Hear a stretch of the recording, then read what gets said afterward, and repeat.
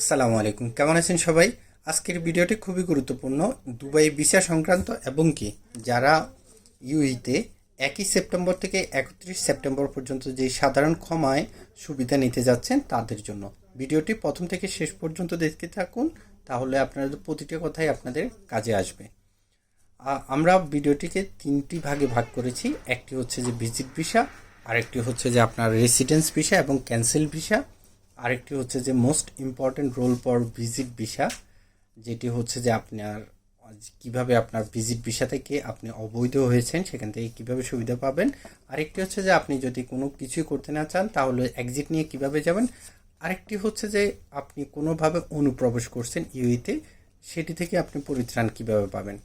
ঠিক আছে, এখানে আমরা প্রথমে যদি ভিজিট ভিসা নিয়ে আমরা যে সংক্রান্ত যে জটিলতাটা ছিল সেটি হচ্ছে যে অনেকেই বলেছিল এবং কি সেটা প্রথমত এভাবেই জানা ছিল যে ভিজিট ভিসা থেকে সাধারণ ক্ষমায় কোনো ধরনের ভিসা ফাইন মাফ হবে না এবং কি ভিসাও লাগানো যাবে না। না, সেটিরও সমাধান তারা বের করেছে। কিছুদিন আগে আমার একটা চ্যানেলে ভিডিও দিচ্ছি যেটি হচ্ছে যে জব সিকার ভিসা নিয়ে, সেটি তো এখন আপনার ভিজিট ভিসার ফাইনও মাফ হবে। সেটি কিভাবে হবে, তার জন্য আপনাকে অবশ্যই যে কোনো একটা কোম্পানিতে আপনার অফার লেটার থাকতে হবে এবং কি কোম্পানি আপনাকে অ্যাজ এ এমপ্লয়ি হিসেবে চাচ্ছে, তাহলে হচ্ছে যে তাহলে আপনি সেই সাধারণ ক্ষমার আওতায় আসবেন এবং কি আপনার ফাইন মাফ হবে, আপনি ভিসা লাগাতে পারবেন। কিন্তু যদি আপনি কোনো কোম্পানির কাছে যদি আপনার এমপ্লয়মেন্ট বা আপনি ভিসা লাগাতে পারতেছেন না বা আপনার এমপ্লয়মেন্ট আপনি কোনো জব সুবিধা নিতে পারতেছেন না, তাহলে আপনি কি করবেন? সেই ক্ষেত্রে হচ্ছে যে সরকার যে ব্যবস্থাটি করেছে সেটি হচ্ছে যে আপনার job seeker visa. Job seeker ভিসাটা আপনার 30 দিন থেকে 6 মাস পর্যন্ত মেয়াদ হয়ে থাকে। রিসেন্টলি আপনার সেটা 120 দিন পর্যন্ত ছিল সর্বশেষ, এবং কি সেটা বর্তমানে বাড়িয়ে 6 মাস পর্যন্ত করা হয়েছে। আপনি যে কাজটি করতে পারবেন ভিজিট ভিসা থেকে জব সিকার ভিসাতে কনভার্ট করতে পারবেন। তাহলে হচ্ছে যে আপনার এখন যে ভিজিট ভিসার যে প্রবলেমটা, যা ভিজিট ভিসায় যারা অবৈধ হয়ে আছেন, ইলিগেল হয়ে আছেন, যাদের ফাইন আছে, তাহলে তাদের সেই সমস্যাটা সমাধান হয়ে গেল। সেকেন্ড যে বিষয়টা সেটা হচ্ছে যে আপনার এমপ্লয়মেন্ট ভিসা বা রেসিডেন্সি ভিসা, যাদের এমপ্লয়মেন্ট ভিসা আছে এবং কি 1 তারিখের আগে অথবা 1 তারিখের পরে আগে ক্যান্সেল হয়ে গেছেন কিন্তু ভিসা লাগাতে পারেন না, অবৈধ হয়ে গেছেন, অথবা আপনার কোনো কারণে আপনার রেসিডেন্সি ভিসা ফাইন চলে আসছে অনেক কিছু, আপনি সেটা রিনিউ করতে পারতেছেন না, সেটাও করতে পারবেন। এক্ষেত্রে আপনার যে যা করণীয় সেটি হচ্ছে যে একই প্রক্রিয়া, আপনি কোনো কোম্পানিতে যদি আপনার ভিসা লাগানোর প্রক্রিয়াধীন থাকে সেই কোম্পানির সাথে আপনি কমপ্লিটলি কথা বলে সেই কাজটি করতে পারবেন। সেই ক্ষেত্রে আপনাকে কোনো ফি দিতে হবে না। এর লাস্টে আমি যে আরও সামনে কিছু কথা বলবো সেগুলো খুব ইম্পর্টেন্ট, সে পর্যন্ত আমাদের সাথেই থাকুন এবং কি আমাদের আপনার যদি কোনো মতামত থাকে সেই মতামতগুলো আমাদের কমেন্টস করে আমাদেরকে জানান। ঠিক আছে, অনুপ্রবেশ বা অবৈধ প্রবেশ, এই ইউএইতে অনেকেই আপনার ওমান দিয়ে অথবা অন্যান্য কান্ট্রি দিয়ে যদি আপনি কোনো কারণে অনুপ্রবেশ করছেন, আপনার ভ্যালিড কোনো ডকুমেন্ট নেই, আপনি কিভাবে সেটা সুবিধা নেবেন?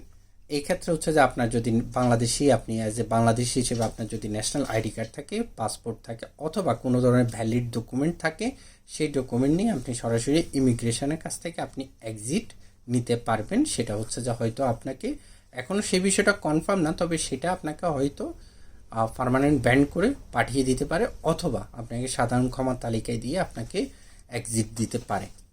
তো এটা হচ্ছে যে আপনাদের আরেকটি সুবিধা। আরেকটি হচ্ছে যে আপনার এক্সিট, যেটা হচ্ছে যে আপনি এখানে আর ভিসা লাগাবেন না, আপনি সরাসরি আউট পাস অথবা এক্সিট নিয়ে চলে যাবেন।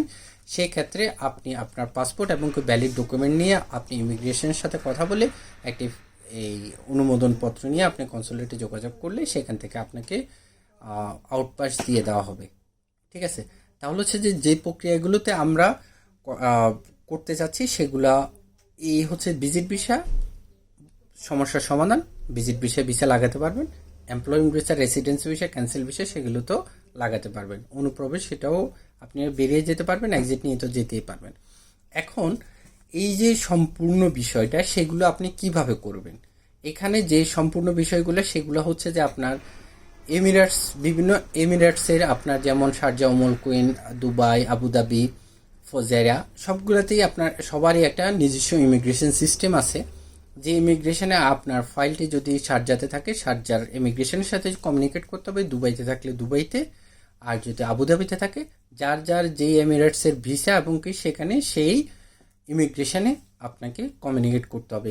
যোগাযোগ করার পরে সেখান থেকে আপনাকে সব ধরনের ফ্যাসিলিটি এবং কি সেটি কীভাবে করতে হবে সেই প্রক্রিয়াগুলো দিয়ে দেবে, এবং কি আপনাকে ওখানে হয়তো ন্যূনতম কোনো ফি নিবে না যদি আপনার কোনো সমস্যা না থাকে।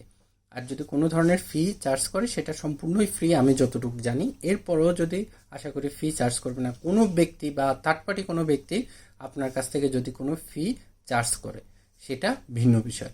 আর সেখান থেকে আপনার হয়তো দেখা গেছে যে আপনার ইমিগ্রেশন থেকে আপনাকে একটা সাজেশন দিতে পারে, তাহসিল, বিভিন্ন ধরনের আপনার আমির সেন্টার যেগুলোতে ইমিগ্রেশনের প্রবলেমগুলো নিয়ে কাজ করে থাকে সেখানে হয়তো একটা নির্দিষ্ট ফি নিতে পারে, তাও ইমিগ্রেশন নির্ধারণ করে দেবে। সেই বিষয়গুলো জেনে আপনারা অবশ্যই ফিগুলো প্রদান করবেন। তো আজকের এই ভিডিওটি আপনারা সবাই আশা করি এতটুকু পর্যন্ত দেখছেন। যারা যারা দেখছেন অবশ্যই সাবস্ক্রাইব করে এবং কি আমাদের আপনার মতামত জানিয়ে আমাদেরকে জানাবেন। সে পর্যন্ত সবাই ভালো থাকুন, নেক্সট ভিডিও আসা পর্যন্ত। তো আজকে এই পর্যন্ত সবাই ভালো থাকুন, সুস্থ থাকুন, সালামু আলাইকুম।